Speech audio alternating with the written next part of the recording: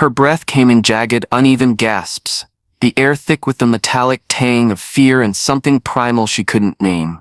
A raw animal scent that clung to the back of her throat like damp earth. Sweat plastered her dark hair to her forehead, strands matting against her clammy skin as she gripped the cold, chipped edge of the bathroom stall with trembling fingers. Her knees buckled beneath her, threatening to give way entirely, and the pain ripped through her core, a wildfire tearing at her insides, relentless and unyielding. She bit her lip hard, the coppery taste of blood blooming on her tongue as she stifled the scream clawing its way up her throat, a sound too big for the cramped, echoing space. Her skirt, hiked up around her thighs, was soaked with something wet and dark, blood, fluid, a mess she couldn't process, and her hands shook violently as they slipped against the slick, grimy tile floor, searching for purchase. She was alone, 18, a high school senior, teetering on the edge of a life she'd barely begun to imagine, utterly, achingly alone in the girls' bathroom of Westbridge High, until the moment she wasn't.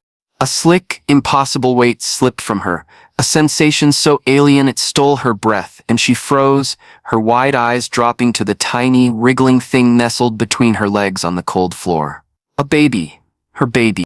Its skin was slick with blood and vernix, its limbs flailing weakly, and then it cried, a thin, piercing wail that sliced through the sterile silence like a siren calling out to the world she'd tried to hide from. Her trembling hands reached for it instinctively, brushing its fragile, slippery form, her fingertips grazing the soft, pulsing warmth of life she hadn't known she carried. In that suspended heartbeat, the stall door banged open with a violent shudder, the sound reverberating off the tiled walls. Footsteps quick, uneven, followed by a gasp that split the air. "Oh my God," someone choked out, and Elena's head snapped up, her storm-gray eyes wild and glassy.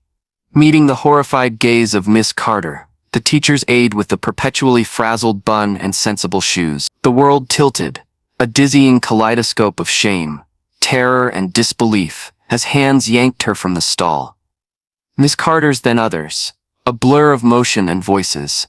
Paramedics swarmed, their blue-gloved hands steady and sure, their radios crackling with clipped urgency. The baby's cries echoed off the walls, a haunting counterpoint to the chaos.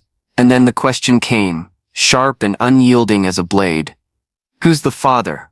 Her voice, small and fractured, barely a whisper, dropped the name like a stone into still water. Miss Tarot, the history teacher, and the ripples began to spread, unstoppable and far-reaching. The paramedics moved with practiced efficiency, their movements a stark contrast to her unraveling state. They lifted her onto the stretcher, the canvas creaking under her slight weight, and she clutched the baby, now swaddled in a thin, scratchy blanket, against her chest. Her knuckles whitening as her fingers dug into the fabric. Her storm-gray eyes darted like those of a trapped animal, unfocused and feral, taking in the blur of faces and the harsh fluorescent lights overhead. The ambulance doors slammed shut with a metallic clang that rang in her ears, a sound that felt final, like the fall of a guillotine severing her from the life she'd known. As they wheeled her out, the school hallway streaked past in fragmented glimpses.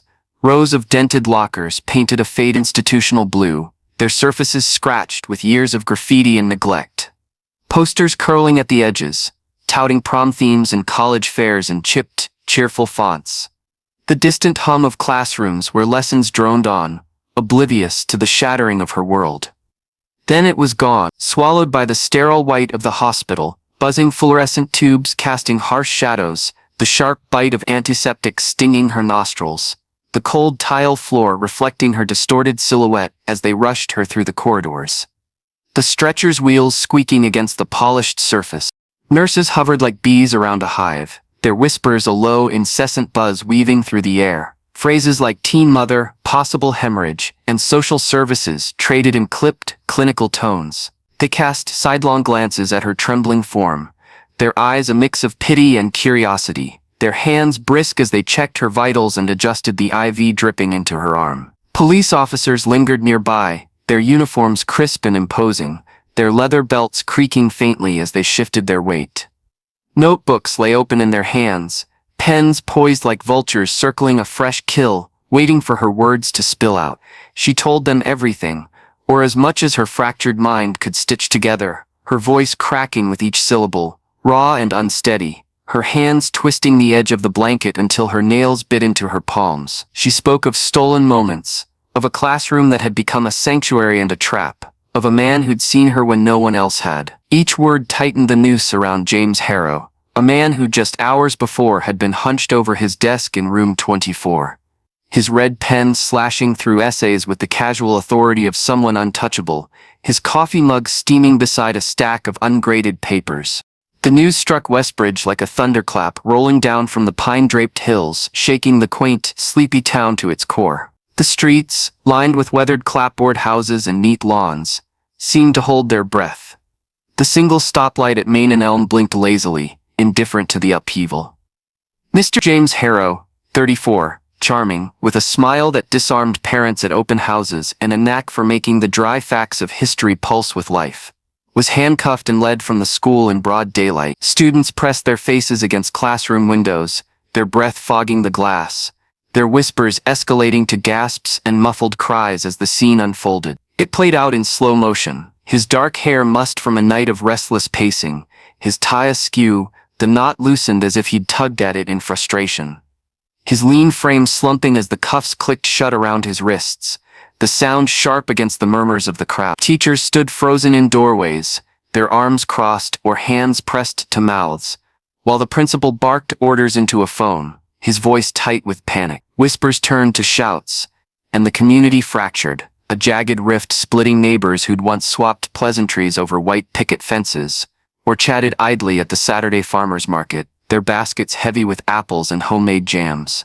How had no one seen it? How had Elena Voss, quiet, unassuming Elena with her hunched shoulders and downcast eyes, slipped through the cracks with a secret this heavy, a burden that pressed down on her slight frame until it buckled under the weight? The question gnawed at Westbridge, a town that prided itself on its closeness, its everyone knows everyone charm.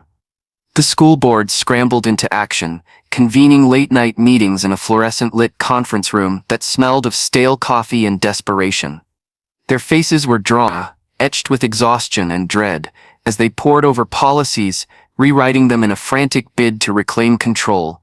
Mandatory reporting protocols sharpened, background checks tightened to a chokehold, a flurry of bureaucratic plaster slapped over the gaping hole in their oversight. But the damage was irreparable.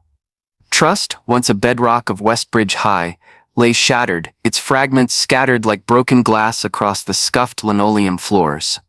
Elena's story, and the man who'd shaped it, became a cautionary tale whispered in every corner of town. At the Bluebird Diner, where her mother slung coffee with trembling hands, in the barber shop on Elm, where old men traded gossip over the hum of clippers and the snip of scissors, in the pews of St. Mary's on Sunday, where sermons took on a pointed edge. Now let's step back. Let's peel away the layers of this tangled, torrid mess and trace its origins. How a girl with a shy smile and a man with a steady, searching gaze crossed a line that should have remained inviolable. Let's rewind to the quiet moments before the storm broke, to the crisp autumn days when leaves crunched underfoot in shades of amber and crimson, to the chalk dust settling in a classroom where the air grew heavy with something unspoken, where everything changed. Elena Voss was 18, a senior at Westbridge High, with eyes like storm clouds, gray and brooding, flecked with hints of blue that flickered like lightning on the rare days she dared to lift her gaze. She was a shadow in the hallways, a wisp of a girl who faded into the background, her presence as unremarkable as the hum of the vending machines that rattled in the cafeteria's corner. She wasn't the one who raised her hand in class, her voice bold and eager, or laughed too loud over trays of soggy fries and lukewarm milk cartons. She wore oversized sweaters that swallowed her slender frame, the sleeves dangling past her wrists like a shield, and kept her head bowed, her dark hair falling in a curtain to block out the world. Her notebooks were her refuge, their pages a riot of doodles.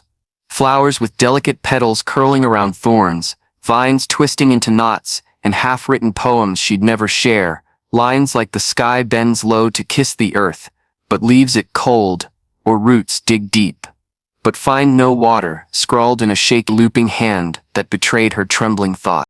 Her life was a quiet, muted rhythm, a cycle of sameness that rarely faltered. Her mother, Diane, worked double shifts at the Bluebird Diner, her apron perpetually stained with grease and ketchup, her hands roughened by years of scrubbing plates and wiping counters. She'd stumble home late, her blonde hair limp and stringy, her eyes sunken with a weariness that went beyond the physical, and collapse onto the sagging couch in their trailer with a sigh that seemed to carry the weight of a decade. Elena's father was a phantom, a figure lost to time before she could pin a memory to him, leaving only a faded Polaroid tucked in a kitchen drawer. A man with a crooked grin and a denim jacket, his arm slung around a younger, brighter Diane, her smile untouched by the years that would follow. The trailer they called home perched at the edge of town, its aluminum siding dented and rust-streaked, its windows rattling in the wind that swept down from the hills, carrying the scent of pine and damp earth. Elena liked it that way, quiet, contained, a life where no one looked too closely, where she could slip through the days unnoticed. Until Mr. Harrow's class. James Harrow was the kind of teacher who seemed to belong in a storybook rather than a faculty roster. A man who carried himself with an effortless charisma that drew people in like moths to a flame. He had a lean, athletic frame, broad shoulders tapering to a narrow waist, and dark hair that fell just so over his forehead, a lock he'd brush back with a casual flick that made girls giggle behind their textbooks and boys sit up straighter, eager to impress. His voice was a low, warm tenor, smooth as polished wood, with a cadence that could turn the French Revolution into a love story or the Civil War into a tragedy you felt in your bones. At 34, he was young enough to pepper his lessons with quips about TikTok trends or the latest Marvel movie, old enough to command respect with a single raised eyebrow or a quiet "let's focus" that silenced a room. Parents sang his praises at conferences, their voices bright with admiration. He's so engaging they'd gush. The kids adore him, while students lingered after class, clustering around his desk with questions they already knew the answers to, just to bask in his orbit a little longer. He was married, a fact that floated on the periphery of his persona, unremarkable until it became a jagged edge. His wife, Claire, taught yoga downtown in a studio with bamboo floors and soft, ambient lighting, her serene smile a familiar sight at school events. The fall festival with its hayrides and cider, the winter choir concert where she'd clap politely from the back row. She was willowy, with blonde hair swept into a loose bun that always seemed on the verge of unraveling, her presence calm and unassuming, a counterpoint to his vibrancy. They'd been together since college, a story Harrow sometimes shared with a wry, self-deprecating grin, how he'd spilled coffee on her notes in a lecture hall, how she'd laughed instead of snapped at him, her patience winning him over. No one suspected the cracks beneath his polished surface, the restlessness that flickered in his hazel eyes when he thought no one was watching. A hunger that went beyond the classroom and the life he'd built. It started innocently, or so Elena told herself, a lie she repeated, until it wore grooves into her mind, until it felt like truth. A lingering glance during a lecture on the fall of Rome, his eyes catching hers as he spoke of empires crumbling under their own weight, of power shifting in the shadows of betrayal. She ducked her head, heat creeping up her neck to burn her cheeks. But the moment lingered, a thread she couldn't untangle, a pull she couldn't name. A quiet good work scrawled in red ink on her essay about Caesar's assassination, the words curling into her chest like a secret, a spark that flickered in the dark corners of her thoughts. She'd stay late sometimes, offering to help him stack books or erase the board. Her voice tentative as she volunteered, the classroom empty but for the hum of the ancient heater and the soft scratch of chalk against her fingers. He'd talk about history, about life, about her, and she'd listen, her heart thudding in a way she didn't understand. A rhythm that drowned out the small, insistent voice whispering that this was dangerous, that she was stepping onto unsteady ground. The room became their world, a fragile bubble sealed off from the fluorescent bustle of the school beyond its walls. The classroom was a relic, its walls lined with maps yellowed at the edges, Rome's sprawl in faded reds, Persia's reach in muted golds, the Ottoman Empire's jagged borders traced in ink that had begun to blur. Shelves sagged under the weight of books with cracked spines and dog-eared pages, their titles worn from years of eager hands. The heater rattled in the corner, a constant drone that filled the silences when their words faltered, its warmth battling the chill seeping through the single-paned windows. She'd perch on the edge of a desk, her sneakers scuffing the worn linoleum, while he leaned against the board, his sleeves rolled to his elbows, his forearms dusted with chalk and faint freckles she hadn't noticed until she started looking too closely. He'd ask about her drawings, peering over her shoulder at the flowers blooming across her notes, petals soft and fragile, thorns sharp and unforgiving, and she'd stammer something vague, her cheeks flaming as his breath brushed her ear, warm and unsteady. He saw her in a way no one else did. Not her mother, too exhausted to notice the shadows deepening under her daughter's eyes, or the way her silences grew heavier. Not her classmates, who barely registered her existence beyond a nod in the halls or a mumbled hey when they bumped into her. Harrow saw the girl beneath the sweater, the one who wrote poetry in the margins of her history notes, and dreamed of a life bigger than the trailer park, bigger than Westbridge's sleepy streets and predictable rhythms. He'd tell her stories about his own high school day, sneaking out to stargaze on the football field with a pilfered beer, the grass damp against his back. Or the summer he backpacked through Europe after college, sleeping in hostels with creaking bunks, sketching cathedrals in a moleskin journal until his fingers cramped. His voice wove a spell around her, rich and vivid, and she fell into it, a girl starved for attention, for someone to look at her and not through her, to see the potential she barely dared to imagine. He was a man who knew how to give it, his words a lifeline she didn't know she'd been reaching for. His gaze a mirror that reflected a version of herself she wanted to believe in. The first kiss came in November, behind the locked door of his classroom, a moment that felt both inevitable and shocking. Like a storm breaking after weeks of oppressive, heavy air. The day had been gray and dreary, rain streaking the windows in relentless sheets, the world outside blurred into a watercolor smear of muted greens and browns. Class had ended, the bell's shrill cry sending students spilling into the halls with their backpacks slung over shoulders and their voices rising in a chaotic swell. But Elena lingered, her hands fumbling with the straps of her bag as an excuse to stay. He'd asked her to help, his tone light and offhand. "Can you give me a hand with these handouts?" But his eyes held something darker, something that made her pulse race and her mouth go dry. The door clicked shut, the lock sliding into place with a sound that seemed to echo louder than it should have, a definitive snap in the stillness. The air was thick with chalk dust and tension, a haze that settled over them like a shroud as he stepped closer, his shadow falling across her. She stood by his desk, her fingers tracing the edge of a textbook, The Rise and Fall of Empires, its cover worn smooth, her breath shallow and uneven. He reached out, his hand brushing her arm, then her cheek, his touch tentative as if testing the waters, as if he could still turn back. "Elena," he murmured, her name a question, a plea, his voice rougher than she'd ever heard it. She didn't pull away, she couldn't. His lips found hers soft at first, a whisper of contact that sent a jolt through her, then hungry, a floodgate bursting open as he pressed himself closer. Her hands gripped his shirt, the fabric bunching under her fingers, the faint scent of his cologne, woodsy, sharp, mixing with the chalk and paper of the room. The wrongness of it burned through her, a flame that warmed her even as it scorched, and she leaned into it, chasing the heat. They met in shadows after that, stolen moments, carved out of the ordinary, each one a risk that made her heart pound and her stomach twist. His car in the parking lot after school, the engine idling as dusk settled over the asphalt, the windows fogging with their breath as his hands slid under her sweater. The storage room by the gym, a cramped, dim space smelling of sweat and dust and old basketballs, where his fingers roamed and her breath hitched, her back pressed against a stack of folded bleachers. Late afternoons in his classroom, the blinds drawn tight against prying eyes, the world held at bay as he pulled her close, his desk cluttered with papers they ignored. He called her his muse, his voice low and reverent, his fingers tracing her jaw as if she were a sculpture he'd crafted from clay, a work of art he couldn't stop shaping. She believed him, clung to the words like a lifeline, too young to see the power he wielded, too naive to question the cost of his attention.